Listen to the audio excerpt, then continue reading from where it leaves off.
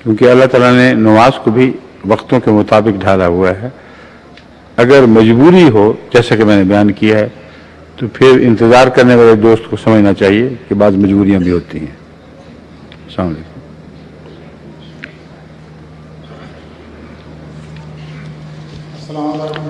وعلیکم السلام. جو نور احمد صاحب. جی ہاں جی. میر پور خاص سے تعلق ہے. جی. میرا سوال یہ ہے کہ غیر احمدی احباب کہتے ہیں کہ آن صلی اللہ علیہ وسلم نے اپنے زمانے میں مسجد زرار کو گرایا تھا. اپنے زمانے میں مسجد زرار کو گرایا تھا. جی. اور یہ تھا کہ یہاں سے فتنہ پیدا ہوتا ہے. تو آپ کی جو مساجد ہم گراتے ہیں تو وہاں سے بھی فتنہ ہی پیدا ہو رہا ہے. ایک فرق ہے، ایک نہیں ایک سے زیادہ فرق ہے. اس موضوع پہ کہ مسجد زرار کو کیوں گرایا میں تفصیل سے ایک خطبے میں روشنی ڈال چکا ہوں. لیکن جن کو مسجد زرار سے محروم کیا ان کو اپنی مسجد میں آنے کی دعوت دی، دوسری مساجد ان پر بند نہیں کی.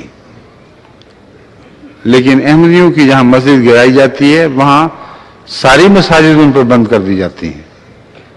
ایک بہت نمایاں فرق ہے. دوسرے، مسجد زرار کو گرانے کا حضرت اقدس محمد رسول اللہ کا ہرگز کوئی ارادہ نہیں تھا، یہاں تک کہ اللہ تعالیٰ نے حکمن فرمایا کہ اس کو گرا دو. اب کوئی مولوی ایسا ہے جس سے خدا نے حکم دیا ہو کہ احمدیوں کی مسجد جا کے گرا دو؟ اللہ کا حکم محمد رسول اللہ صلی اللہ علیہ وسلم کے اوپر وحی کی صورت میں نازل ہوتا ہے، اور اس کی وجہ مذہبی نہیں ہے. اس کی وجہ یہ ہے کہ رسول اللہ صلی اللہ علیہ وسلم کو یہ خدا تعالی نے فرمایا کہ یہ مسجد عبادت کی خاطر بنائی ہی نہیں گئی، بلکہ سیاسی اڈا ہے جو اسلام کے خلاف سیاسی سازشوں میں مصروف ہے. اس لیے اس اڈے کا منہدم ہونا لازم ہے. یہ وجہ تھی. اور اس بنا پر کہ کہیں عبادت کی جاتی ہے کسی مسجد کو گرانا ناممکن ہے کہ رسول اللہ صلی اللہ علیہ وسلم سے یہ فعل سرزد ہوا ہو. یہ لوگ جو مسجدوں کے دشمن ہیں یہ مسجدیں اس لیے نہیں گراتے کہ وہاں سیاست ہو رہی ہے. سیاست تو ان کی مسجدوں میں ہو رہی ہے. اگر سیاست کی وجہ سے مسجدیں گرنی چاہیے تھیں تو ساری پاکستان کی مساجد منظم ہو جانی چاہیے. ہماری مساجد اس لیے گرائی جاتی ہیں کہ انہیں عبادت ہوتی ہے اور صرف یہی ان کو تکلیف ہے. اس کو مسجد زرار کہنا حد سے زیادہ زیادتی ہے.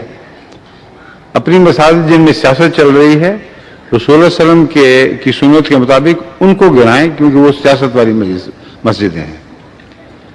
آپ کے علم میں کوئی مسجد ہے جہاں سیاست نہ چلتی ہو؟ نہیں نا؟ آپ منہ سے کوئی نہیں بولتے؟ جی نہیں. اس میں آگے کہیں کہ نہیں؟ جی میرے علم میں نہیں ہے.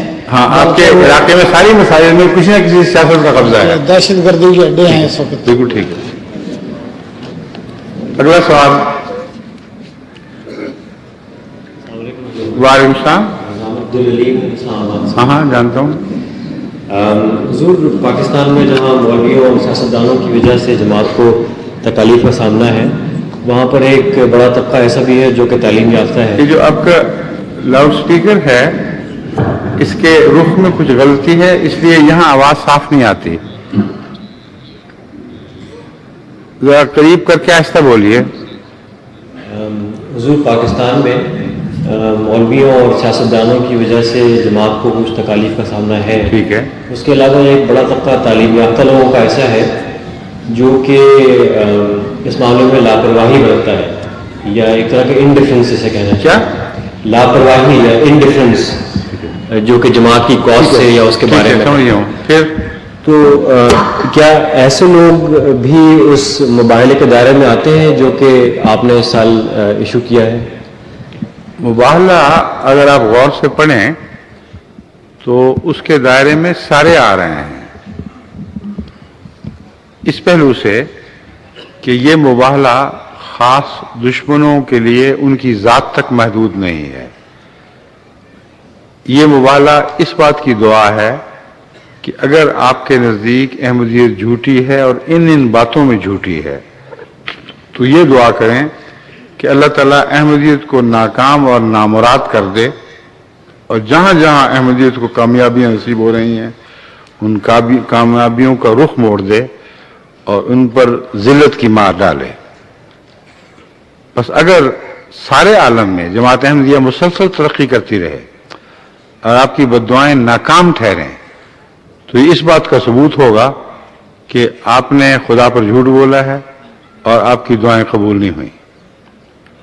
دوسرا پہلو یہ تھا کہ اگر یہ بات درست ہے کہ ہم سچے ہیں تو پھر میری دعا ہے کہ اللہ آپ پر نکبت کی مار ڈالے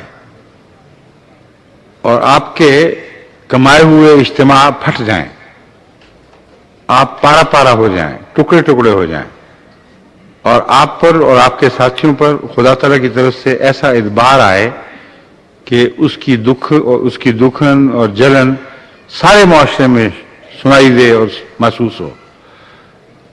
یہ لفظ وہ نہیں ہے مگر اس سے ملتا جلتا مضمون تھا کہ پھر ہماری دعا یہ ہوگی کہ پھر اے خدا ان جھوٹوں پر جو ساری قوم کو گمراہ کرنے کے ذمہ دار ہیں اور قوم ان کے پیچھے چل کر گمراہ ہو رہی ہے، ان کو گندا کر کے دکھا دے، ان کے جھوٹ کھول دے، ان کو آپس میں لڑا دے، ان پر طرح طرح کی وبائیں نازل ہوں، ان کو مصیبتوں کا شکار بنا.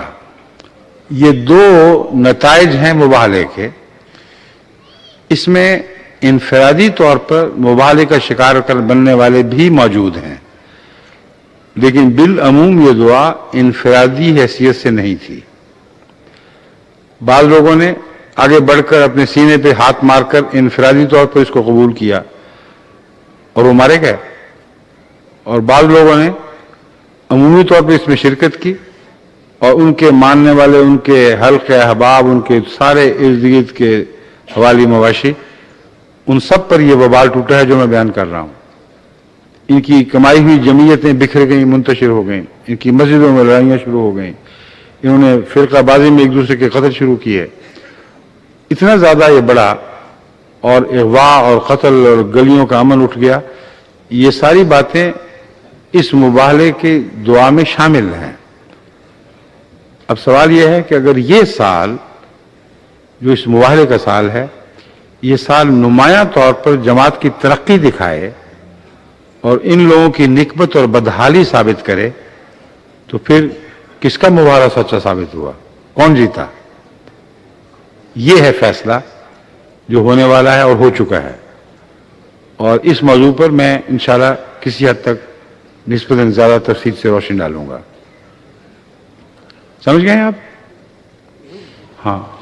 میرا سوال یہ تھا کہ آپ کو علم ہوگا کہ کراچی میں اور پاکستان میں اب بہت سے لوگ غیر سرکاری تنظیموں میں کام کرتے ہیں جو کہ ہیومن رائٹس سے بھی کام کرتی ہیں، لیکن میری اکثر جب ان سے بات چیت ہوتی ہے تو اس ایشو کے بارے میں کوئی بات نہیں کرنا چاہتے.